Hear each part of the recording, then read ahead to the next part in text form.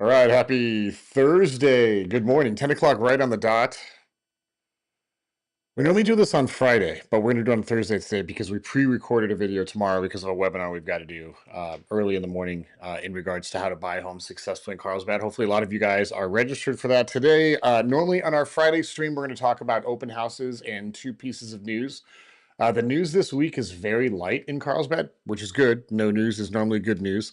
The only thing that we really talk about in news, we don't talk about crime and all that stuff. It's mainly development things are happening, things that are changing in lifestyle, maybe new restaurants, things to do with schools, zoning, redevelopment, all that fun stuff. Anything that affects the day and the life of Carlsbad. So today we've got two. But first off, let's get into open houses. If you guys know me personally, if we've ever met before, or maybe we have a personal relationship, you have probably heard me say on these videos and in person that I'm not actually a big fan of open houses. I don't think they're a very effective way to sell real estate. I think there's a safety component to it. I think it's really easy to get people that are unqualified through the home, very simple with very low friction, which isn't really a bad thing. But one of the things that you'll find if you own a home and you're a real estate agent or me is recommending you do an open house because there's no one size fits all approach to selling real estate. But for the ones that do open houses, um, one of the slight benefits that could happen, other than like worrying about having to hide all of your prescription, drugs and putting everything away and feeling like you're living out of a suitcase, there are times when somebody who was not planning, I'm one of those people. We didn't do it in an open house, we did it in a showing. But every once in a while, somebody will walk in through a home, they have zero desire to buy or zero plans to buy. They walk in, it's the perfect neighborhood, the perfect home, the perfect everything, and then all of a sudden we have a contract. So it's not all bad. It's not all good. If you're doing an open house, it needs to be via the plan. Like there should be a very specific plan you're executing on how you get the right people in there in a compressed amount of time. Because here's what I'll tell you before we get into the open house or the 32 open houses this weekend. And there's a lot, and I'll tell you why there's a lot here in a moment. If you're going to buy a car, let's say we live right across the street from the Porsche dealership in Carlsbad. So let's say you're looking for like a 911 GTS and in a certain color, maybe it's a cabriolet. Like I'm maybe looking for one that's like in chalk, or there's this new shade green metallic that I really like. So let's say that dealership has one, and you hear about it. Maybe you see it online, and you go there, and you're driving up to the Carlsbad Porsche dealership, and you see the car inside, and it's front and center, and you walk in, and the first thing you see is four other people looking at that car at the exact same time you want to look at it. One of two things is going to happen. Number one, you're going to be like, whoa, like I need to move quick because these other four people are going to steal my car. That's one thing that could happen, right? Or they're going to buy the car before me, not necessarily steal it. The second thing that could happen is you could walk in and say, oh, there's no chance I could get this home. There's already four people looking at this. Like maybe I need to move on to something else, right? So it's kind of six in one hand, half a dozen in the other. An open house, when done correctly, can elicit, whoa, this is a very popular home. A lot of people like it. I probably should move quicker, and maybe I need to pay more for the home. So that would be a very good way to hold an open house if you did the right advertising, marketing, and you built it like it was a compressed amount of time to do a showing. The bad way to do an open house is to do nothing, put four signs in the yard, update the MLS, and sit there for 3 hours and hope people come through. Like that would be a failed strategy. All right, this week there are 32 open houses this week. That's a lot. There's actually 53, but because we have two MLSs here, they're listed twice. So if you're looking at Zillow and you're like, hold on a second, Steve, you're missing like 20. We're not. They're duplicates just because of what they are in the market. There are a lot of open houses right now because our average days on market, comparatively speaking, are up. It's about 54 days. So when homes aren't selling right away, like we had somebody talk to us the other day in a different market, and a friend of mine, they've got their home listed up in Northern California, and she said, "Hey, our home's been listed for like a month and a half, and we have no offers. Like, is the market dead?" And I said, about 18 years ago, 17 years ago, like if we sold a home for relatively close to list price within 4 months, everybody was ecstatic. We just got used to this market being like super fast and multiple offers during COVID. And we forget, we call it real estate amnesia. We forget that like, not everything sells right away. Now, if you have perfect location, perfect price, perfect marketing, perfect condition, like it's move-in ready, your home is going to sell right away. It's probably going to sell for multiple offers. In those cases, you're not going to see a lot of those homes on the open house tour or open this weekend because they already sold for multiple offers. It doesn't mean that the homes that are held open this weekend are bad homes. It just means that they haven't sold yet, and this is an opportunity to go through with no risk, maybe even no real estate agent. So let's talk about. There's 32 today. I'm going to go through. I have not gone through these in any level of detail whatsoever. This is all single family, all condos, all townhomes. I think that the number that I put was at least 500,000, just to ignore any rentals. But there is quite a bit in here. If you look at the map, they're pretty much all over the place. There's a couple in Aviara, there's a bunch in La Costa, only one in the Village, a couple in Old Carlsbad, none in Calavera Hills. Looks like there might be one. There's none in Bressie Ranch. So they're kind of spread out. There's a big one. Yep, I know exactly where this is at. This one's been on the market for about a month. Yep, 44 days. So that's a pretty cool one. So the open houses this weekend, they're fairly spread out. So if you want this link, I will put the link below in the description. You can click our learning center, and then after this live, this will be posted, and below the video, we will put a link to all these listings, and you can take a look at those. So if you're a seller and you're looking at these photos, I would pay attention to what your competition is doing. Statistically speaking, again, there's no one size fits all to all of this. You want to put the photo on here that's going to cause the most amount of clicks, not that highlights the home the best. I want to be very clear. We want to cause a click, not a highlight. Zillow's the same way. People are scrolling through Zillow. They're seeing dozens of homes at a time. It's kind of like Tinder, even though I've never used Tinder before. Been married for 20 years or whatever. Um, People are looking to they're looking to find in the MLS or on Zillow, they're trying to disqualify what they don't like. They're not trying to qualify what they do like. So the first thing they're trying to do is, of all these 8 homes on the screen right now, which one do I not want? And let's say that I want something that's relatively new. Well, I can tell that this is probably not relatively new. That's probably not relatively new. This might be. I know this home and where that's at, so I know that it's not relatively new. Um, but and I'm making this up. It's not good. It's not bad. This one in 2511 State Street. If walkability is a very highly desired search criteria for you, that's going to resonate because that sign tells you that there's a lot of stuff around it, right? So this primary photo is going to tell a lot about what's going to get clicks. Same thing. This one over on Clover Court. This tells you, hey, if you like outdoor and you really want to, it looks like there's peekaboo. That's what we call them, ocean views, not whitewater ocean views. But nevertheless, that definitely is an ocean view. Great sunset there. Interior's been done great. Yep, very easy. Definitely looks like it's staged, which is great. We would recommend you stage every single time you sell a home because staging helps people understand what they're moving into. So that's a good one. I would check that one out. If you're in the $2 million range, which doesn't look like there's a whole lot, let's look at this one over on Merwin. I don't know that street off the top of my head. Let's see where this is at. El Camino and Cannon. Okay, so not far from Sage High School, which is right there, right down the street. Super easy access to water. Cannon's probably one of the easiest roads to get to the beach. If you live in Carlsbad, you know that Cannon is like a really quick road all the way down. Palomar Airport's probably the slowest road.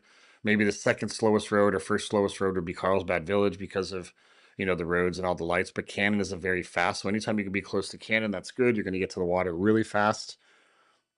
So that's a cool one. I would take a look at that one. Again, white on the interior. Good job on the paint. I don't know if this is original, if they did this before. Kitchen is original.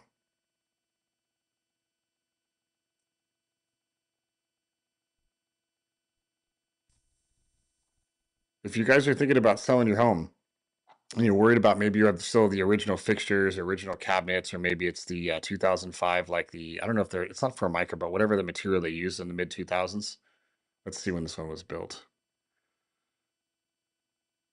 2000, yeah. So that whatever material they use, that composite material, it's not bad, right? Like turnkey doesn't necessarily mean ready to go and been updated to today's modern standard. It just means it's move in. You can move in on day one. But the good job with this is the walls look clean, floors all look clean. You got some virtual staging there to let you know that that's a formal dining area.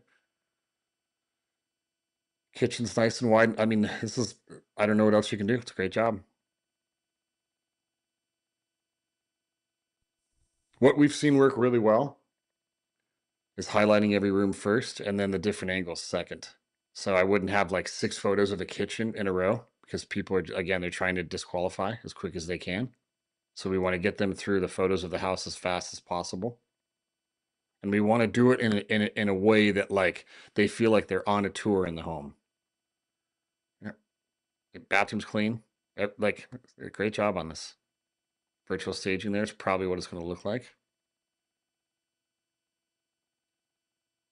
There we go. So I would say like this is a great backyard. No pool, but it's clearly got, outdoor eating out there. There's a little walkway. I don't know if that's a walkway, if that's a drain.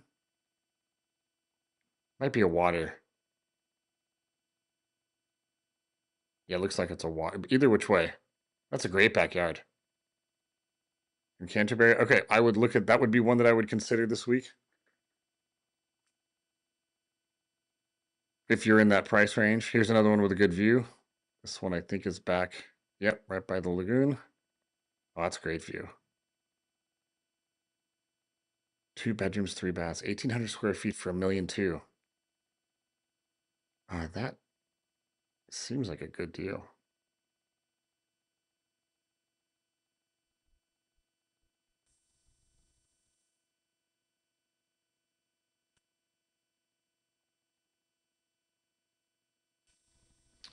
Yep, love that view too. I got views out of the primary.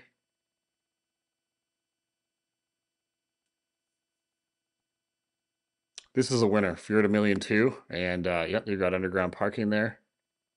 I don't know if this one has 1 or 2 spots.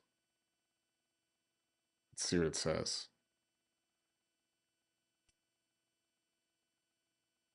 Parkway Village.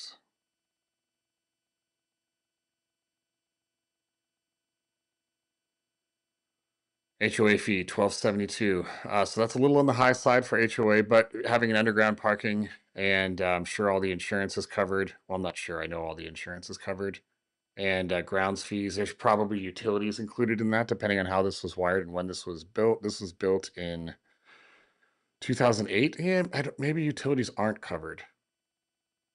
Barbecue, insurance, maintenance, grounds, outdoor cooking area, picnic area, trash. So no utilities. I would look into it. They may have just been hit with an assessment. Maybe there's an upgrade coming. But views and condition of the home. That's great. Anything that has a water view that's close to a water, pretty much safe for long-term equity appreciation.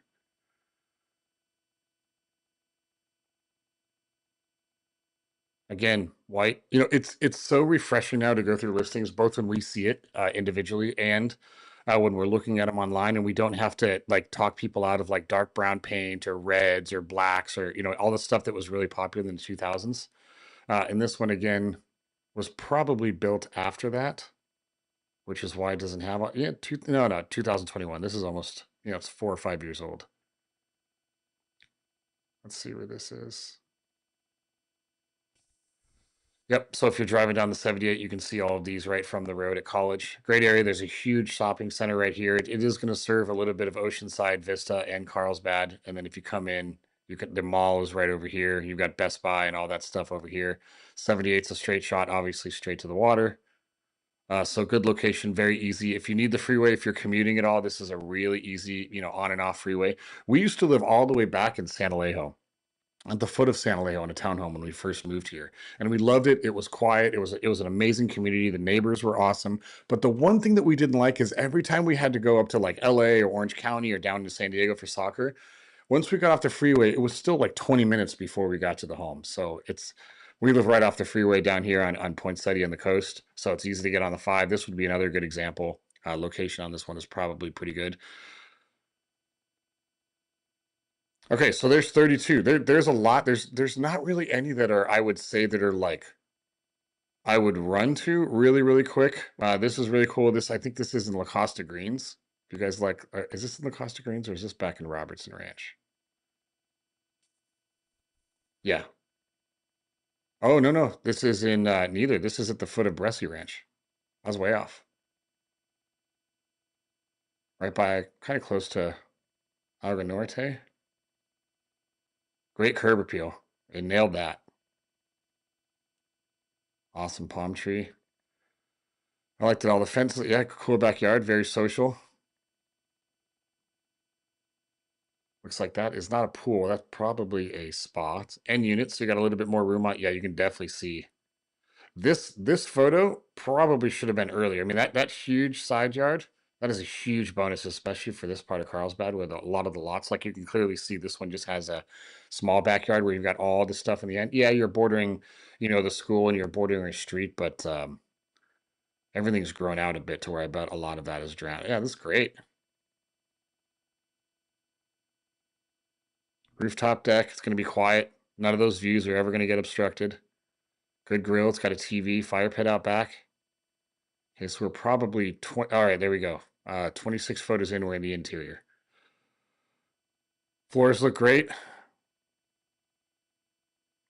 Got red paint. You either, it's just paint. You either love it or you hate it.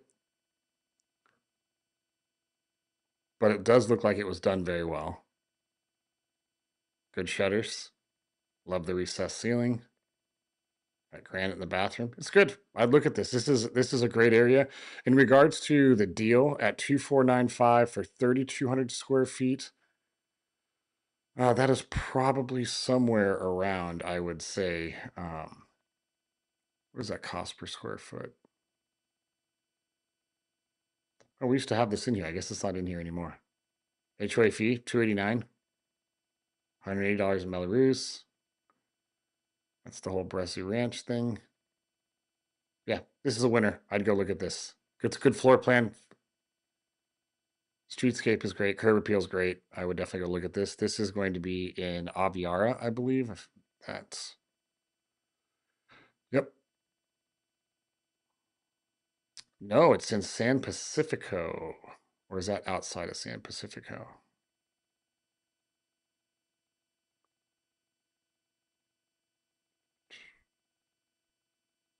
Yeah, San Pacifico.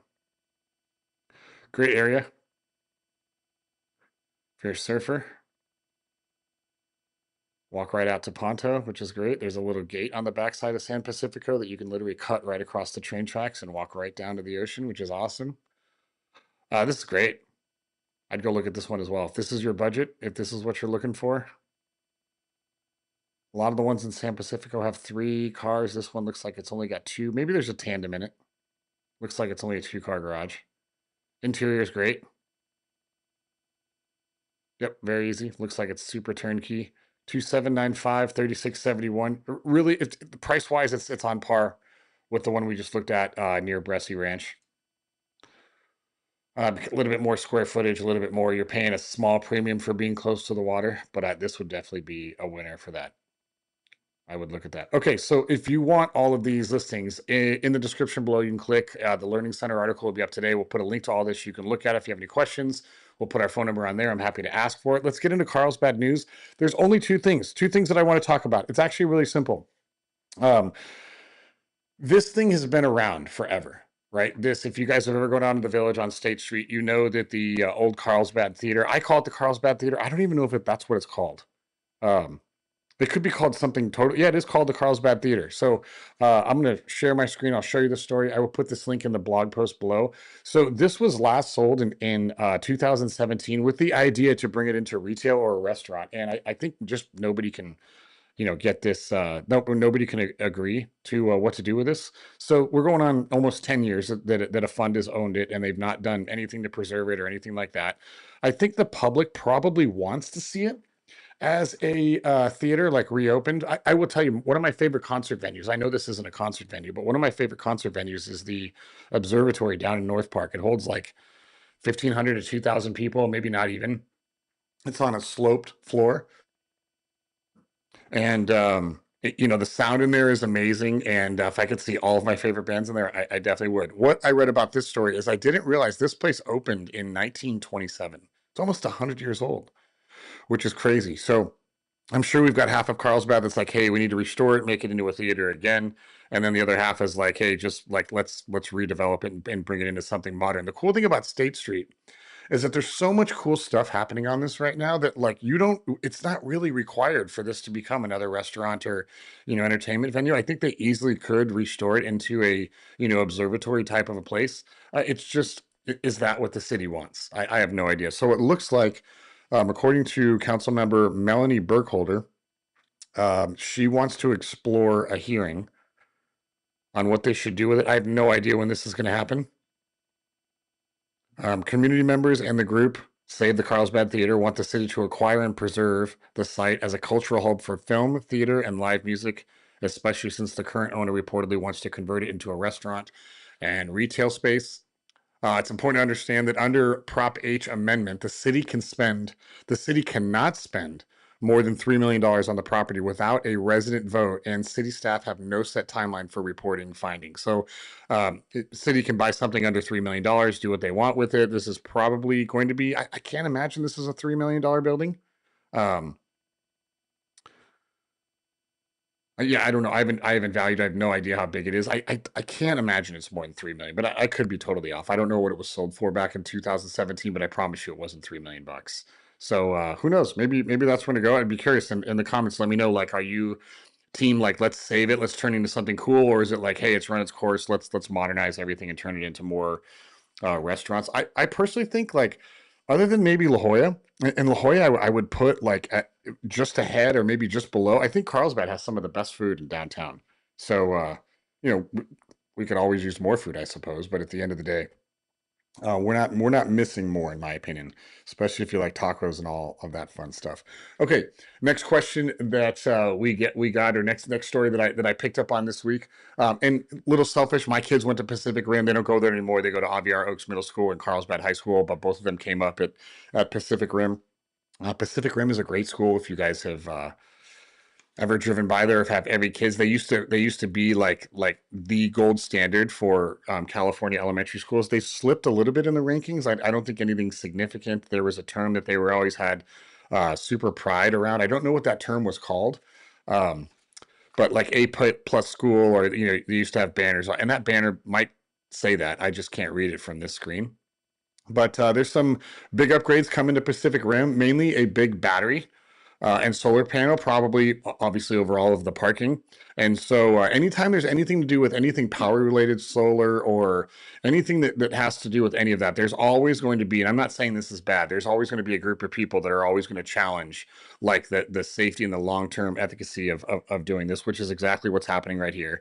It looks like there's some neighbors that are saying that there might be some additional noise and electronic pollution that comes from this. So they want to make sure that they're running certain types of, I don't know if survey is the right word, and make sure that everything meets fire code. But looks like what they want to do is put solar up, store that power, and which is good. There's certain types of solar, like wind type of power. I think that's been proven that wildly ineffective, in most cases. But solar, when used the right way, can be great. I read in another article, I did not have this in my notes, but somebody's thinking about doing a survey of cloud cover because this is relatively close to the water, and with how much marine layer we get this close to the water, is it actually going to make a difference? I think it will. Even where we live, which is only a couple blocks off the water, I'd say probably a third of the neighborhood has solar on their homes. So I'm sure if it didn't work, all those wouldn't have it. But here are the notes that I wrote down. They want to add solar powers and a battery storage system to power part of the campus. Plus, they want to build new classrooms and get rid of old portable buildings. That's like my number one gripe with a lot of the schools here in Carlsbad, because we did have like a population explosion with kids, and so there was a lot of temporary classrooms that were up at Aviar Oaks Elementary, Middle School, Pacific Rim, Carlsbad. I think even has a couple in the back. They're just an eyesore. They get hot. They're uncomfortable. And so I think everybody would be excited to see new classrooms being built. From the opposite side, some of the neighbors are worried about the battery system because of fire risk, noise, and since it would sit fairly close to the homes and classrooms. I think if I remember right, I think on the very I don't know if that's on the south or the east side of the campus. There are like two pretty big power lines that cut through the backside of that school, which I would think would be more of a risk than doing something like this. And not that like neighbors can get those taken down, but it's never really easy. Here's what the school district says. The battery unit has a safety features like fire suppression and cooling and meets every single state fire code, so they're super happy about that.